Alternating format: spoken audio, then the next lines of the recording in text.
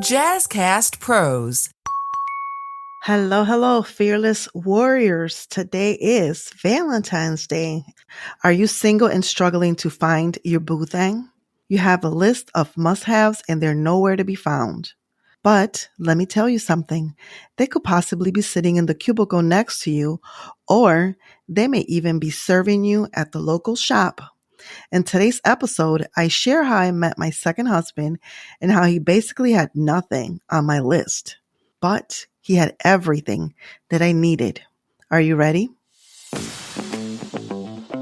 Welcome to Fearless Fridays with Marianne, the podcast where real talk meets real transformation.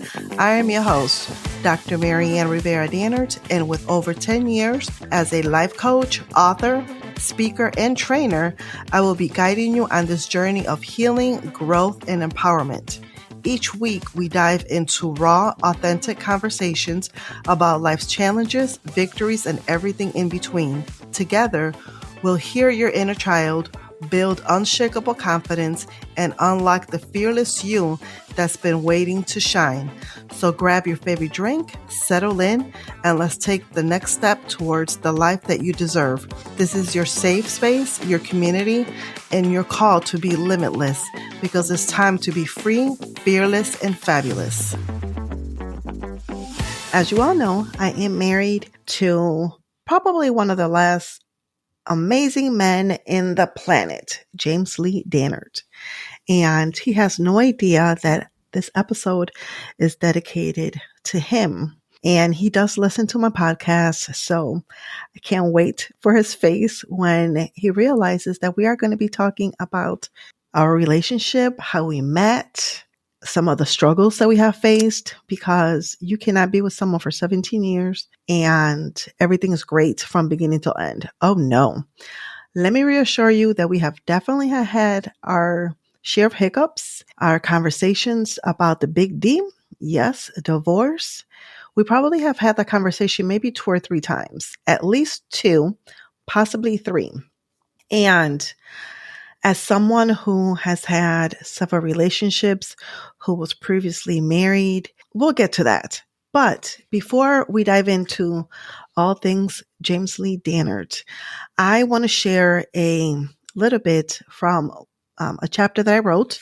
And here's the book, A Praying Wife in Waiting, an anthology providing hope for the woman of God. This was put on by the visionary Ebony Nicole Smith, who is putting together the Bold Writers Live Memoir Workshop, and details about that are in the show notes, which is a live 2-day workshop talking about how to publish your book, giving you the tools necessary. And it is 2 days, March 7th and 8th. And the link for that is ebonynicolesmith.com. So sharing about my chapter, and my chapter is called The Kids Are Grown and Gone, Now What? I was sitting on the couch reading a magazine when I looked over at James and said, "Oh my gosh, it's just us. Now what?" Bewildered, he looked at me and said, "What did you say?" I repeated myself. "I'm having feelings of doubt, feelings of uncertainty, and a sense of mistaken identity. There are no children to hide behind. No one stealing my time away from paying them attention. My husband, that man that after 12 years, I wrote this 5 years ago, 12 years of marriage still squeezes the toothpaste from the middle of the tube or puts the toilet paper roll on the wrong way. When the children are grown and gone, you start to notice little things about your spouse that you had never had time to deal with before." But there's a story behind all of this.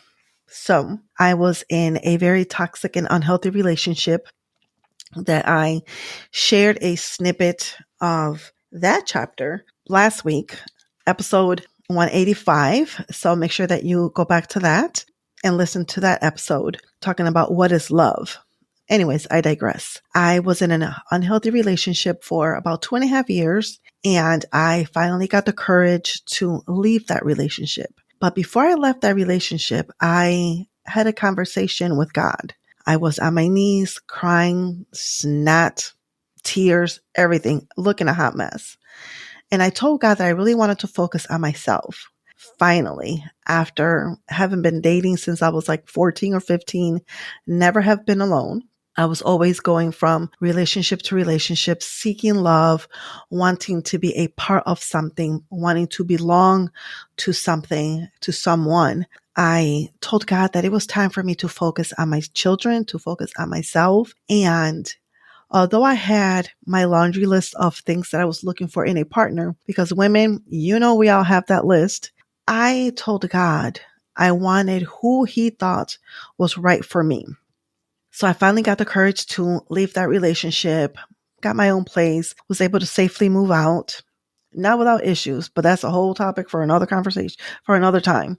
But again, as someone who voiced that I was ready to focus on myself and focus on my children, I was young and, women, we have needs. Again, even though I said that I wanted to focus on myself and on my children, the words came out of my mouth, but I think that I know there was a disconnect between my heart and my mind.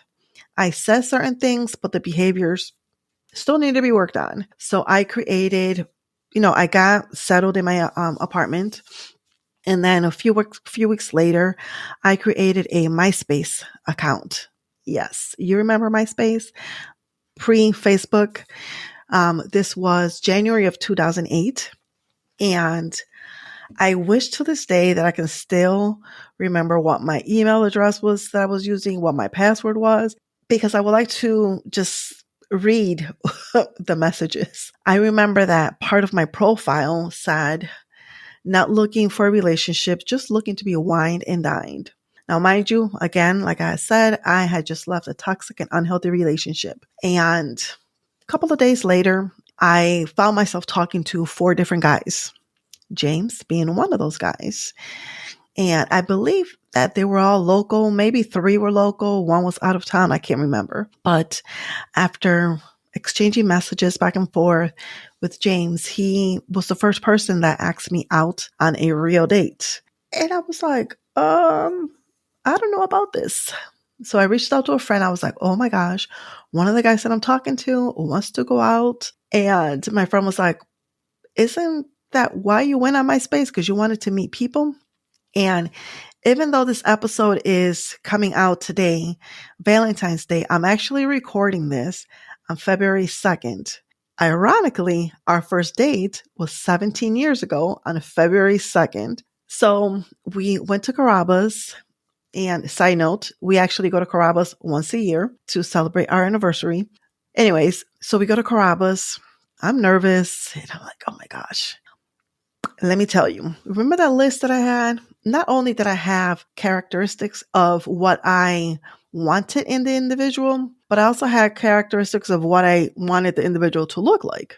Some of those things were missing. But again, my deeper prayer to God was to bring me who He knew I would need in my life. We had a great conversation. We ordered our dinner. Afterwards, we went to the movies. I can't remember what the movie was that we saw. And he is going to kill me because he always reminds me, but I always forget. Anyways, we go out to dinner. He goes home. I go home. And then we had the conversation, hit it off. February 9th, we had another, which was a week later. We had our second date. And then 5 days later, it was Valentine's Day. And for him, so if you ask him, when did he know that I was the one? He would tell you he knew from day one. I'm glad he didn't tell me that because I probably would have ran. But I still remember what happened on that day, February 14th, 17 years ago. We had made plans to go to Spot Coffee. And when I got to Spot Coffee, I used to do photography back then, and I had my camera in the back seat. I took my keys out of the ignition, put everything in my camera bag, locked the car, and put everything in the trunk. As soon as that trunk closed, I realized, oh crap, the keys are in there. I was like, okay, well, let's just go out, do what we got to do. And when we're getting ready to, wind down, wrap it up, I'll just call AAA. There's nothing for me to do. I can't stress over it. The keys are in the trunk. He said that the way I handle that truly surprised him. He thought I was going to freak out. And the fact that I was calm, that I was like, it is what it is. I can't focus over it because there's nothing for me to do right now. That I was, because I was so calm, didn't freak out, didn't get an attitude, that really impressed him. He's so cute. But again, things started out great. He physically and, even thinking about it, being honest, there were a lot of boxes that he checked off and there were some that he did not check off. But because of my track record, I'm like, okay, I'm used to dating these type of people. Well, maybe this is really what God has for me. Let me just focus on that. So I think we probably saw each other probably almost every day after that, whether it was just for a quick hello, whether it was for a cup of coffee or a drink. Things moved fairly fast. We still were not seeing each other exclusively, but yeah, I don't know about him, but I stopped talking to other people. Fast forward till March. So now it's like, a month and a half or so later, he finally invites me to his apartment. And this is where the rubber hits the road, as they say. I'm sitting in his apartment. We're watching TV. I hear keys at the door. I'm not going to go into details, but let's just say it was not the maintenance man at the door.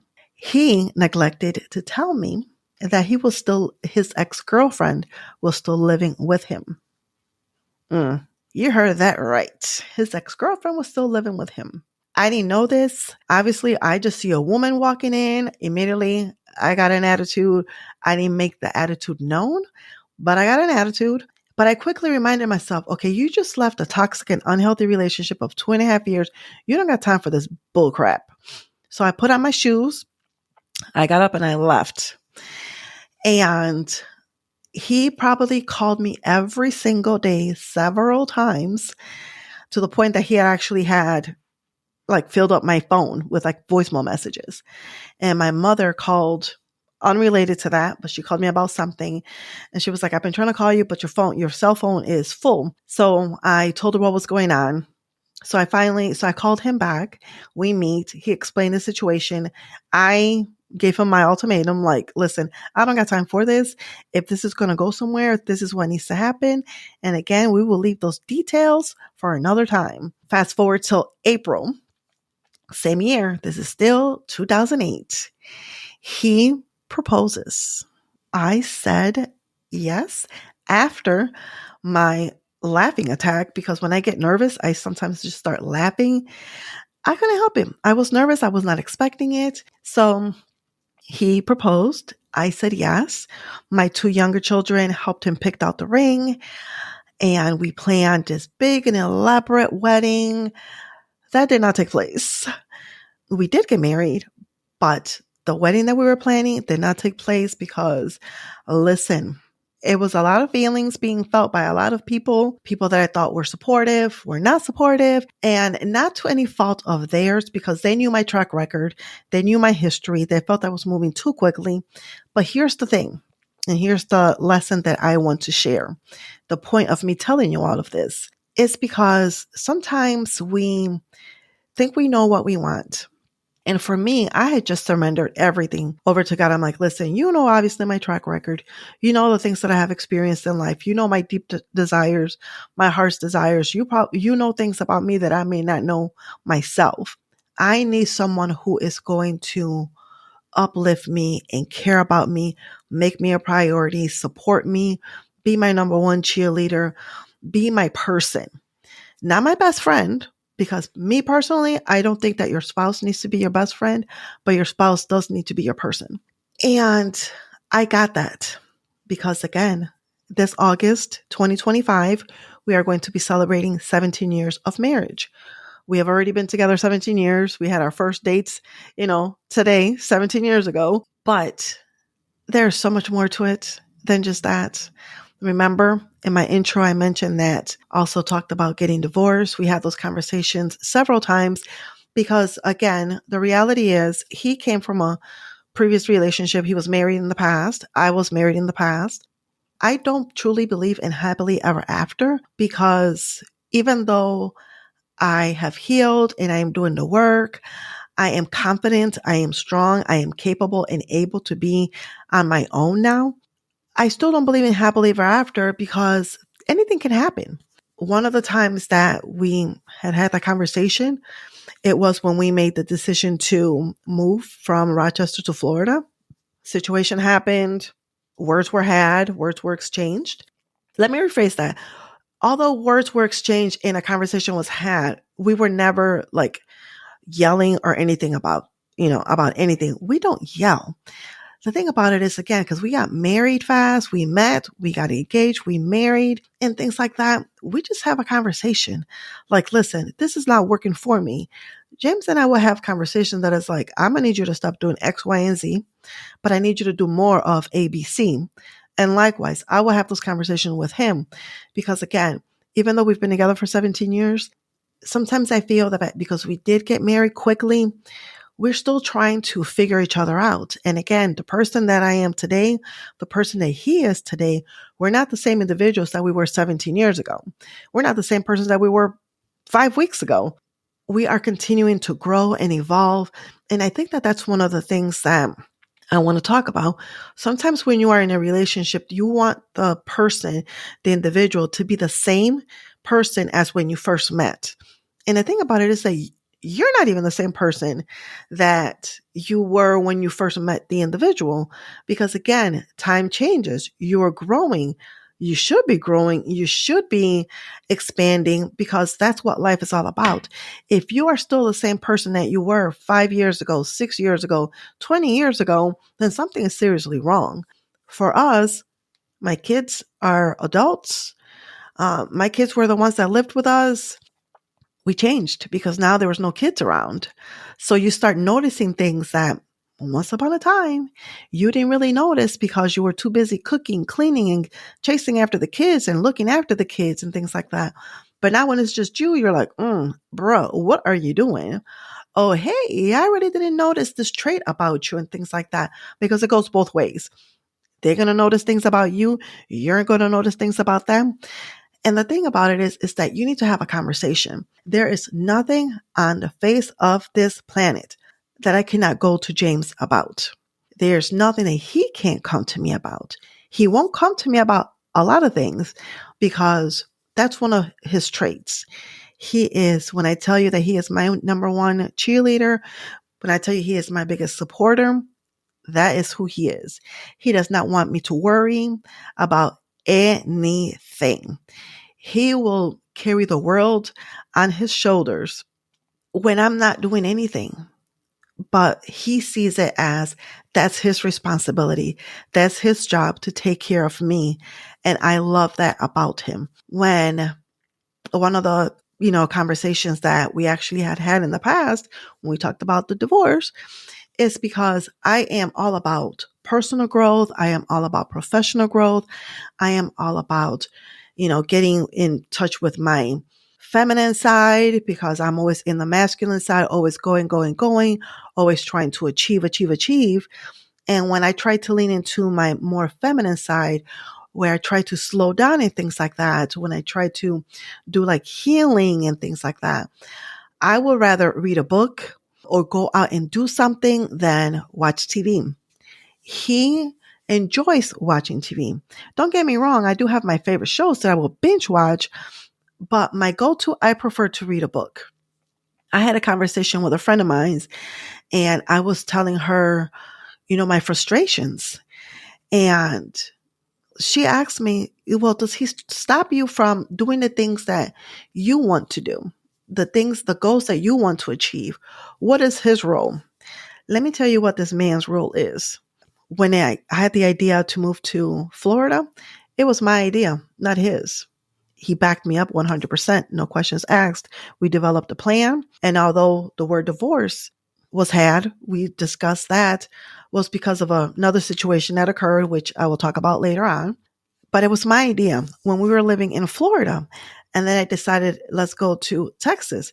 That was actually like a big cluster hell all broke loose. There was a big miscommunication between a job that he was going for and actually got interviewed, was offered the job. However, the job ended up being in Texas versus North Carolina, which is where we thought we were originally going to go. But we just went with it when he decided to come back to Rochester and things like that. I stayed in Texas living by myself for 6 months, and it was amazing. But again, he put my needs ahead of his. No questions asked. If I want to go travel, whether it's a girls' trip, whether it's for an event, he would tell me, are you flying? Are you going with somebody else? Am I going with you? What's the plan? He will pack, if we're driving, he will gas up the car, clean the car, take the suitcases to the car, drive half the way, we'll switch and things like that. So the way he gives back to me is by allowing me to be me. No jealousy, no comparison, no, I think I'm better than him. No, I'm leaving him behind. And that was my fear. That was my fear. I feared that I would be leaving him behind because I'm doing all these things, writing all these books, getting awards, traveling all the time to Maryland, went to Barbados for a speaking engagement, and so much more. And his job, the way he sees it is to support me unconditionally. He will ask me, are you sure? Okay, if you're sure, let's go. What do I need to do? This man will do anything. And the reason why I thank God every single day for him is because God knew where I would be 17 years later. The person that I was in 2008 has certain goals, has certain dreams, not to the level of where I am today. And had I stayed in the relationship that I was in, had I gotten back with any of exes that we had a conversation about getting back together when I left that toxic relationship, had it worked out with any of those individuals, I would not be the Marianne sitting here talking to you, sharing intimate details about our relationship, because those men were not and are not strong enough to handle who I am today. Somebody who is vocal, somebody who is open, somebody who is very independent. But yet, even though I'm very independent, I am very dependent on my husband as a husband, as the head of the household. James is the head of the household. It's not about who makes more money, whose title is what. It is all about respect. When we have a major decision to make, we sit down and we talk about it. Okay, well, what are your thoughts? What are your thoughts? This is why I think this way. This is why I think that way. And this is what we need to do. And we compromise. So I want to give you 5 quick tips or 5 traits that when you are ready for someone, or if you already are in a relationship with someone, that this individual should have, because without these traits, I don't think that a relationship will be long lasting.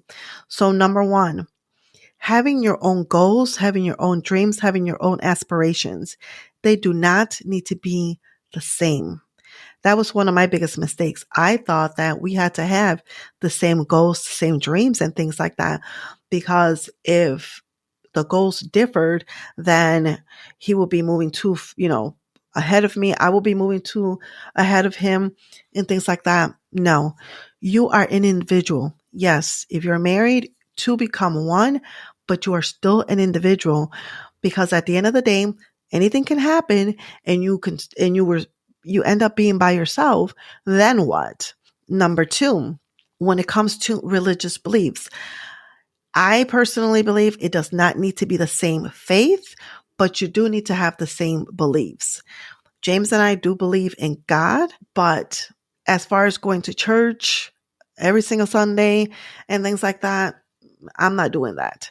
He understands why. He understands my relationship with God. I respect him. He respects me. And we respect each other when it comes to that. Number 3, your person should be your person. I don't believe that your significant other should be your best friend. And I only say that from the standpoint of there are times that I have something going on and I want to share, the news with somebody. Yes, he is the person that I always want to share my news with because he's my person. But Sometimes there are things that I just want to bounce off a best friend, my girlfriend, that I don't necessarily need to go to him with all the details because it just doesn't make any sense. I just go to him with the meat and potatoes and I leave, everything else, the vegetables to the side. And I just focus on that. I also don't think that it is wise for an individual, if you are a woman, you should not have male friendships unless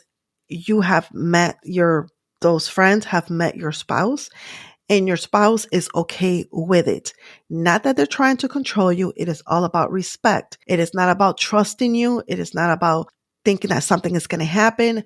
Men have a sixth sense about reading other men, just like women have a sixth sense about reading other women. So if you're a man, you should not be having no female friends that your wife is not okay with. And if you are a woman, you should not be having male friends that your spouse does not agree with and that are okay with. Number 4, I lost track. Your relationship, it should be supportive and full of trust and respectful. You all know, or if you don't know, you're going to know now. I am always doing girls only trips. I am traveling all over the place from Dominican Republic to Mexico to Bali, just with girlfriends. When I went to Barbados, I went by myself, even though that was for a speaking engagement, and then connected with a group of ladies, but I went by myself. And if you are with somebody who does not trust you, that's an issue. That is an issue because one of the things that I love that James says, because people, number one, are nosy, and people are, well, aren't you afraid that she's going to cheat on you? He's like, if she's going to cheat, she's going to cheat here in Rochester. Why does she need to go out the country for that? And that's probably something that has always been inside of her. It's not just going to happen. So it's like, you need to be with somebody who is trustworthy, somebody who is respectful of your space, of your time.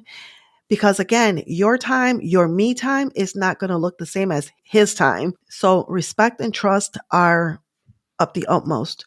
And number 5, always make time for each other. Whether you have children, whether your kids are grown and gone, whether they have come back home, whatever the situation is, make time for each other. It doesn't have to be anything elaborate. It could be just, going to a coffee shop and having a cup of coffee. It could be just curling up on the couch and shutting off your phone and spending time with one another. Because again, eventually the kids are going to grow up. The kids are going to go away. Life may happen and they may have to come back.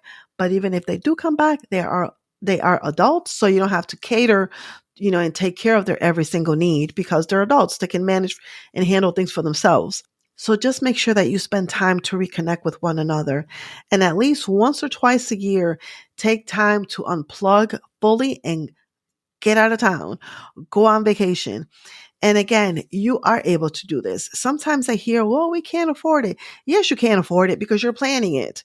You don't have to go away out of town next week or something like that. And you don't even have to go out of town. You can just go to the hotel in the next zip code.